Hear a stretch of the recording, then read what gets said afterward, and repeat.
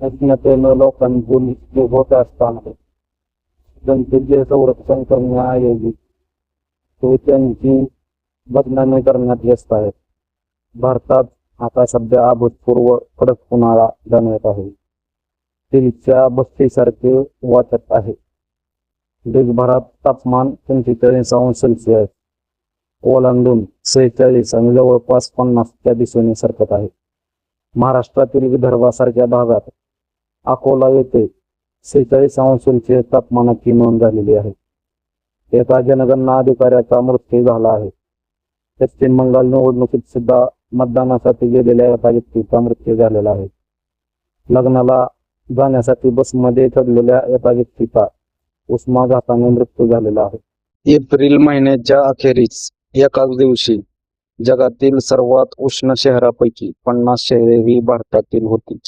जसजसे हवामान तापत आहे तसतसे उर्वरित जग वाढत्या तापमानाचा प्रभाव कमी करण्यासाठी हरित आच्छादनाला म्हणजेच झाडे, पाणथळ जागा, जैवविविधतेची केंद्रस्थानी मानत आहे.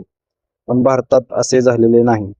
येथे सरकार, न्यायालये, खाजगी विकासक यांच्या मार्फत सर्वाधिक प्रभावित शहरांमध्ये मोठ्या प्रमाणात वृक्षतोड सुरू आहे. नाशिक सारख्या ठिकाणी अनेक झाडे तोडली गेली आहेत. विरोध करूनही कित्येक झाडे उद्ध्वस्त केली गेली आहेत. वडाची झाडे तोडली गेली आहेत. पुण्यात सुद्धा 4 पदरी महामार्गासाठी जुनी झाडे तोडली जात आहेत. बेंगळुरूमध्ये मेट्रो ट्रेनसाठी झाडे तोडली गेली आहेत. काश्मीरमध्ये जिथे इतकी उष्णता कधीच अनुभवली गेली नाही तिथे रुंद रस्ते आणि स्मार्ट शहरांसाठी तुती, अक्रोड आणि चिनारची झाडे तोडली जात आहे. याची पर्यावरणाचा विध्वंस चालू आहे. 2014 मध्ये सत्तेवर आल्यापासून नरेंद्र मोदी यांनी हवामान बदल नाकारून अनेक भारतीय शास्त्रज्ञ आणि संशोधकांना चिंताग्रस्त केले होते. हवामान बदललेले नाही, आपणच बदललेलो आहोत, आपल्या सवयी बदलल्या आहेत असे ते विद्यार्थ्यांना उनकी उम्र बढ़ने के कारण उनकी सहने की शक्ति कम हो गई है. वैसे ही ये क्लाइमेट चेंज नहीं हुआ है, हम चेंज हो गए हैं. भारतात महानगरांना झोडपून काढणारी ही सध्याची उष्णता आहे. याच्यात सर्वात जास्त हाल गरीब आणि उपेक्षित समुदायातील लोकांचे होत आहेत आणि ते विषमतेला अधिक घट्ट करत आहेत. बेघर आणि रस्त्यावरील फेरीवाले वगळता आपले वृक्षहीन रस्ते वसाड पडले आहेत. रस्त्यावर एकही चिटपाखरू दिसत नाही दुपारच्या वेळेस. श्रीमंत लोक त्यांच्या वातानुकूलित गाड्यांमधून हिंडतात, वातानुकूलित कार्यालये, मॉल्स आणि शाळांमध्ये प्रवास करतात. आपल्या सर्वात असुरक्षित लोकसंख्येची उपेक्षा करण्याचे नवनवीन मार्ग सतत शोधणाऱ्या देशात गरिबांना मरण्यासाठी सोडून दिले जात आहे. ही उष्णता पाहून फॉरवर्डच्या दक्षिण आशिया संस्थेने एक श्वेतपत्रिका प्रसिद्ध केली, ज्यात एक साधा प्रश्न विचारला गेला आहे, किती उष्णता असह्य असते, म्हणजे माणूस किती उष्णता सहन करू शकतो. संशोधकांच्या मते मानवी शरीर स्वतःला थंड सेवू शकत नाही.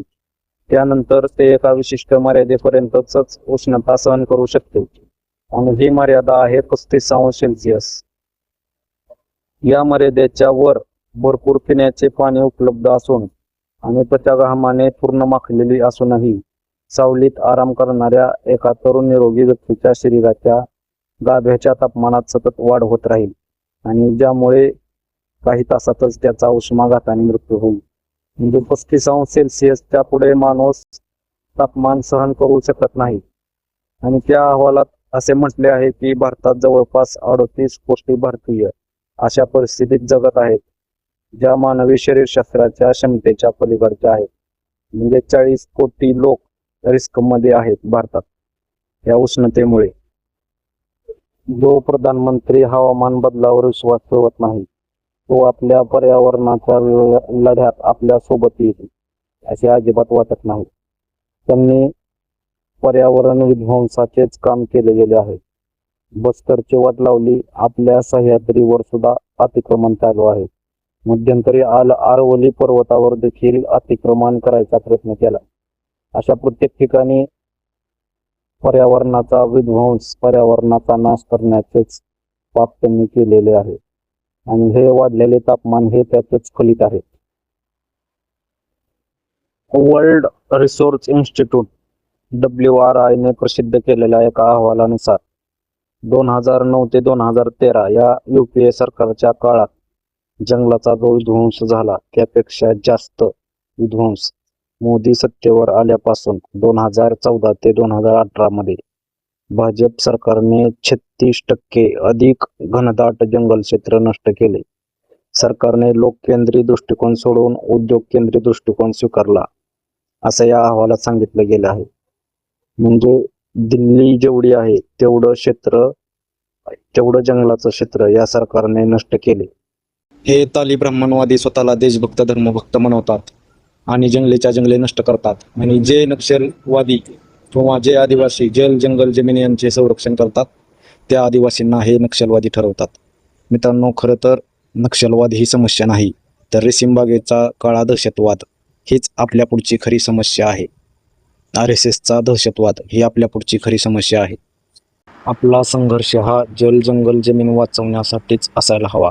आपण यापासून पळून जात जर नुसते बागा लावण्याचे कार्यक्रम घेत असो किंवा नुसत्या बागाच लावत असो तर तो पर्यावरण संरक्षणाचा भाग नाही, तर तो पर्यावरणवाद होत नाही. उलट आपण खऱ्या संघर्षापासून पळ काढत आहोत.